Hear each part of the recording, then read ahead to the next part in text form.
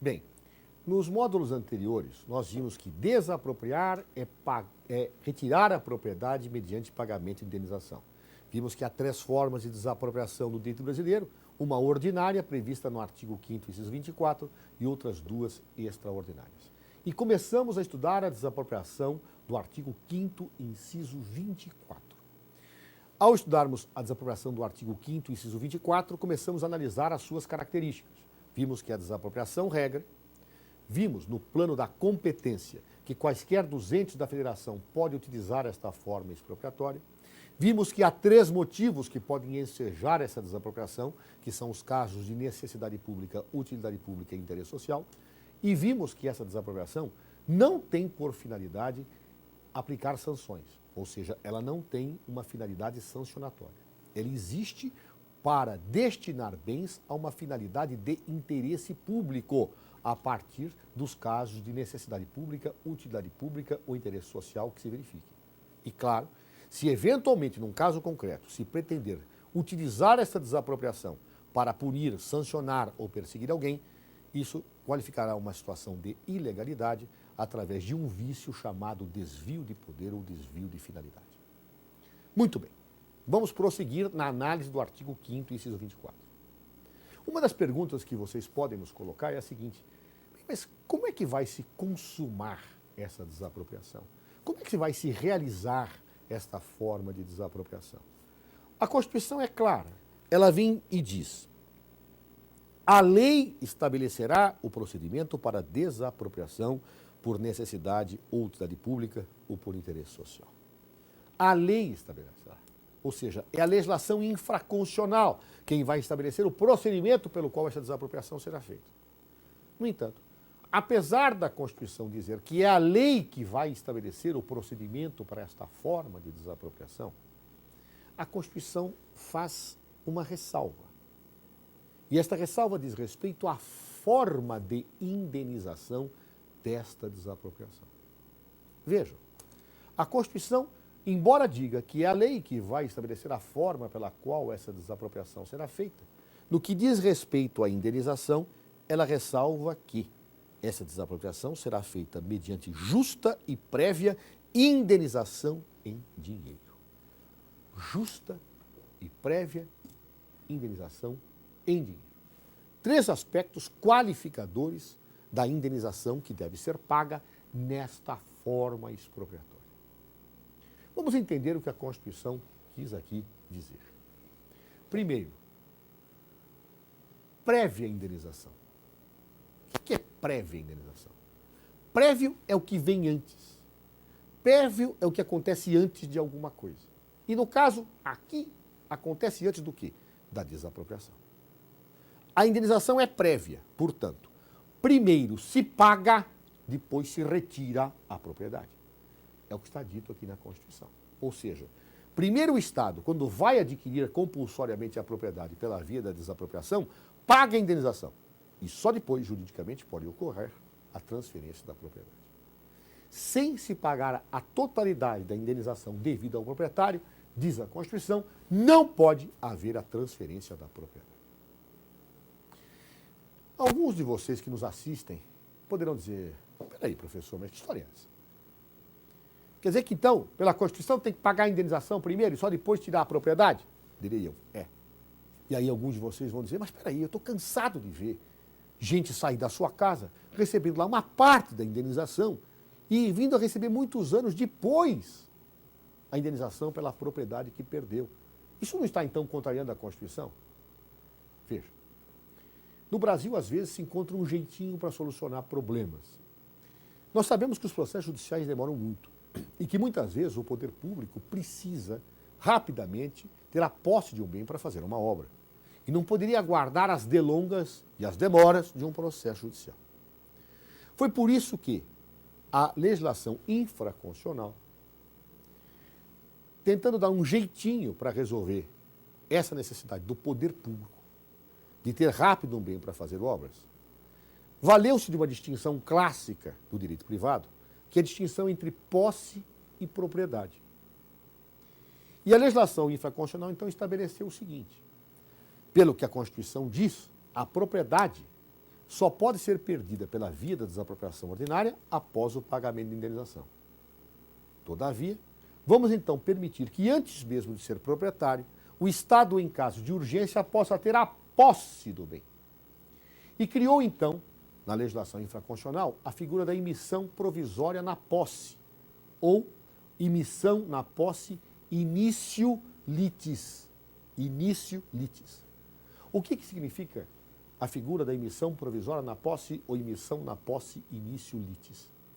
Significa que o poder público, antes de ser proprietário, porque só pode ser proprietário pela Constituição, quando antes pagar a totalidade da indenização, através de um depósito, que a lei fixa o valor, fixa o quanto, pode ter a posse do bem antes de ter a propriedade, em caso de urgência. Ou seja, criou-se um procedimento em que o poder público, perante o juiz, chega e diz: preciso ter a posse desse bem, porque tem urgência. E aí faz um depósito. E aí o juiz defere a emissão provisória na posse ou a emissão na posse início litis. Claro que, então, nesses casos, o proprietário é compelido a sair do bem, levantando uma parte ou uma totalidade desse depósito, que quase nunca representa aquele valor efetivo da indenização por ele pretendido, vai continuar discutindo com o poder público o valor da indenização total, mas perdeu a posse, embora ainda seja proprietário. O poder público já toma posse do bem, já faz a obra, já realiza o que tem que fazer e depois pagará a indenização. Quando pagar a totalidade da indenização, então haverá transferência da propriedade para o poder público. Então vejam, a transferência da propriedade pela desapropriação ordinária só acontece após o pagamento da prévia indenização. O que pode acontecer antes é a figura da emissão provisória na posse ou emissão na posse início em latim, com T, início litis. Ou seja, o poder público, por urgência, pede ao juiz de direito que seja dada a posse provisória para ele, antes de pagar a totalidade da indenização. E aí, então, o proprietário se vê compelido a sair do bem antes mesmo de perder a propriedade. Claro? Feita esta rápida colocação, tenhamos claro, pela Constituição, propriedade só se perde por desapropriação ordinária após o pagamento da prévia indenização. Mas a Constituição não fala apenas que a indenização é prévia, ela tem que ser justa. E o que significa justa indenização? Indenização justa é aquela que deixa o proprietário sem nenhuma mácula patrimonial, sem nenhuma perda patrimonial. Indenização justa é aquela que deixa o proprietário patrimonialmente em situação idêntica ao que estava antes de perder a propriedade do bem. Por isso que a justa indenização é, na verdade, uma indenização que recompõe todas as perdas e prejuízos que o proprietário tem. É o que manda a Constituição. O valor que o poder público deve pagar de indenização deve deixar o proprietário indene, sem mácula, sem perda. E é por isso, então, que ao longo do tempo, tanto a legislação infraconstitucional como a jurisprudência vieram a fixar uma série de parcelas que integram a chamada justa indenização.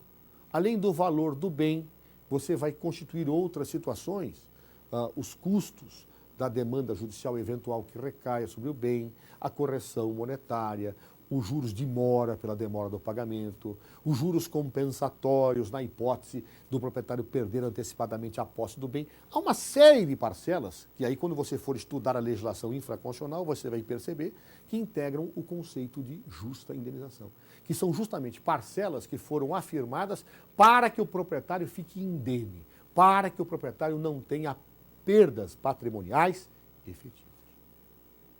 Portanto, prévia e justa indenização são imposições constitucionais. Só se desapropria se tiver pago a indenização, e esta indenização deve ser justa, isto é, deve deixar o proprietário totalmente recomposto das suas perdas patrimoniais. Mas ainda há um terceiro aspecto, efetivamente, dessa indenização. Diz a Constituição que essa indenização deve ser paga em dinheiro. Em dinheiro. Ou seja, não se pode aceitar outras formas de pagamento de indenização que não seja a moeda corrente do país. Não se pode pagar em títulos da dívida pública. Não se pode pagar em qualquer outra forma admitida em direito. A única forma que efetivamente pode ensejar uma desapropriação ordinária, nos termos do artigo 5º, inciso 24, realizada rigorosamente dentro daquilo que a ordem jurídica prevê, é o pagamento em dinheiro. Em síntese, portanto, dentro daquilo que vimos no módulo anterior e vimos agora, quais são as principais características constitucionais da desapropriação ordinária ou da desapropriação por necessidade pública, utilidade pública ou interesse social? São as seguintes. Primeiro, é uma desapropriação regra. Segundo, competência. Todos os entes da federação podem realizá-la. União, Estado, Distrito Federal e municípios. Terceiro, motivos que podem ensejá-la. Casos de necessidade pública, utilidade pública e interesse social. Quarto, finalidade. A finalidade dessa desapropriação não é sancionatória. É destinar o bem a um uso pelo Estado de interesse público a partir dos motivos, necessidade pública, utilidade pública e interesse social. Outro aspecto, forma. É a legislação infraconstitucional que vai definir a forma dessa desapropriação. Mas no que diz respeito à indenização, ela deve ser prévia, portanto, primeiro se paga, depois se retira a propriedade. Segundo, ela deve ser justa, ou seja, deve ser numa quantificação que deixe o proprietário absolutamente sem nenhuma perda patrimonial. E, finalmente, deve ser em dinheiro. Estas características são as características constitucionais desta forma de desapropriação. E, portanto, a legislação infraconstitucional, quando for estabelecer a forma dessa desapropriação, tem que adequar-se inteiramente a isto. Vai permitir que todos os entes da federação façam essa desapropriação. Vai estabelecer os casos de necessidade pública, utilidade pública e interesse social. Não vai admitir a possibilidade dessa desapropriação ser destinada com finalidade sancionatória. Vai prever a forma de pagamento da indenização só após a propriedade, mas criar a possibilidade do poder público emitir-se previamente na posse, conforme nós descrevemos. Vai efetivamente definir as parcelas da justa indenização e vai finalmente estabelecer o pagamento em dinheiro.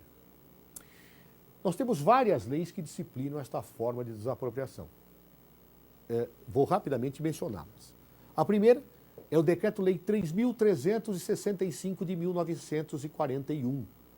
Decreto-Lei 3.365 de 41, que é chamada Lei das Desapropriações e que trata das desapropriações nas hipóteses de necessidade pública, utilidade pública e interesse social. Perdão, necessidade pública e utilidade pública. A segunda lei que quero mencionar é a Lei 4.132 de 1962. Esta, sim, é a lei que trata da desapropriação por interesse social. Esta é uma lei pequenininha, pouquíssimos artigos, e por isto que na maior parte das suas situações, onde se trata da desapropriação por interesse social, o que se aplica é a 3365 de 41, que é, portanto, a lei principal, a lei das desapropriações. Embora a 3365 de 41 discipline a desapropriação por necessidade pública e utilidade pública apenas, como a lei de desapropriação por interesse social, ela tem pouquíssimos dispositivos e remete àquilo em que ela for omissa, que é quase tudo. A 3365 de 41. Então, basicamente, todas as desapropriações do artigo 5º, inciso 24 são regidas pelo 336551, Lei das Desapropriações, com apenas algumas mudanças pequenas previstas na Lei 4.132 de 62 para a desapropriação por interesse social. E há ainda uma outra lei que eu quero mencionar, que é o Decreto-Lei 1075 de 1970, que disciplina a desapropriação provisória na posse ou emissão na posse início litis para imóveis residenciais urbanos habitados por seus proprietários ou por compromissários compradores que possuam seus títulos registrados no registro de imóveis.